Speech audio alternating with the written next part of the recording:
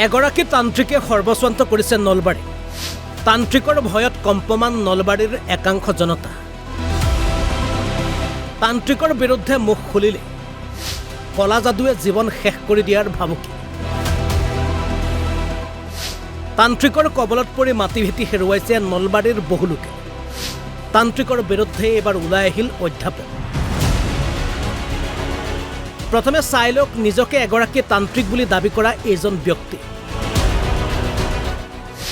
নাম ৰাইফুদ্দিন আহমেদ।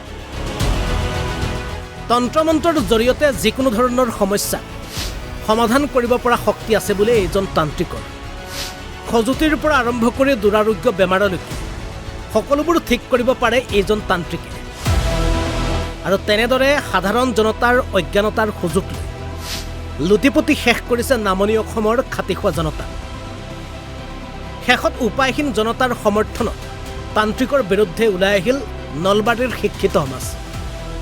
তান্ত্ৰিকগৰাকীৰ বিৰুদ্ধে সংবাদমেল আয়োজন কৰি কি বিস্ফোৰক অভিযোগ আনিলে ৰাইজে এইবাৰ শুনক।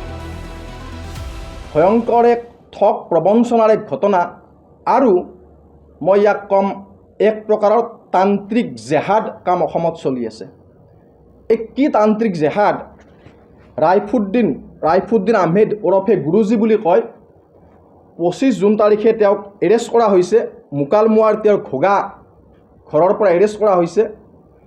সহজ সৰল অলেখ মানুহক প্ৰলোভিত কৰি চলনাৰে লাখ টকা নহয় কোটি কোটি টকা তেওঁ লুণ্ঠন কৰি আছে। এই কিমান টকা বেংকযোগে মই আপোনালোকৰ সন্মুখত গোটেইখিনি তথ্য আপোনালোকক দিম। মই লাখ লাখ টকা বেংকযোগে তেওঁক ট্ৰেন্সফাৰ কৰা হৈছে, তেওঁ হস্তগত কৰিছে। চূড়ান্ত ঠগ প্ৰবঞ্চনাৰে এক ধৰণৰ এক চেটানিক এলিমেণ্ট, এক ধৰণৰ এক চাইকলজিকেল যিটো এটা সন্ত্ৰাস সৃষ্টি কৰি সহজ সৰল মানুহক আতংকিত কৰি এক ধৰণৰ এক চেটানিক ফ'ৰ্চৰ দ্বাৰা এক সন্মোহন কৰি পেলাই দিছ পিপুল have been ড্ৰেইনড of there essence. তেওঁলোকৰ মূল সত্তাটোৱে যেন একেবাৰে শুকান কৰি পেলাইছে, উদং কৰি পেলাইছে, সত্তা খালী কৰি পেলাইছে, অন্তৰাত্মাক খালী কৰি পেলাইছে।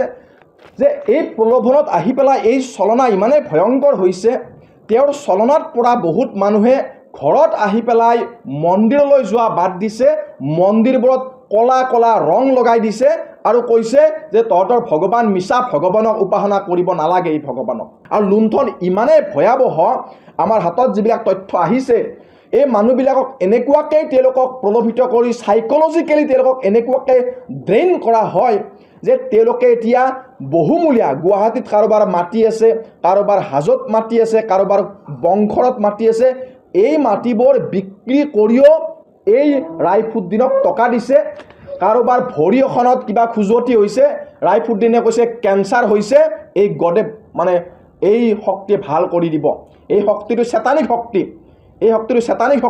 এটা চেতানিক শক্তি জাপি দি এক প্ৰলোভিত কৰি আমাৰ ছোৱালী বোৱাৰী, আপোনালোকে জানে ইতিমধ্যে এনেকুৱা এক চাইকলজিকেল এক মনস্তাত্ত্বিক যে পাৰ্চুৱেশ্যন বা সন্ত্ৰাসৰ বলি হৈছে আমাৰ সমাজৰ বহুতো জীয়ৰী বোৱাৰী ইতিমধ্যে বলি হৈছে তাৰ। আৰু যিবিলাক ঠাইত আমাৰ খিলঞ্জীয়া মানুহ সংখ্যা লঘু হৈ গ'ল, সেইবিলাক ঠাইত এই নতুন প্ৰকৃতিৰ এক জেহাদ আমাৰ সমাজখনৰ ওপৰত জাপি দিয়া হৈছে। বহুত ছোৱালী এই সন্মোহনৰ জৰিয়তে বহুত ছোৱালীক আমাৰ সমাজৰ পৰা শিপাচিন্ন কৰি লৈ যোৱা হৈছে।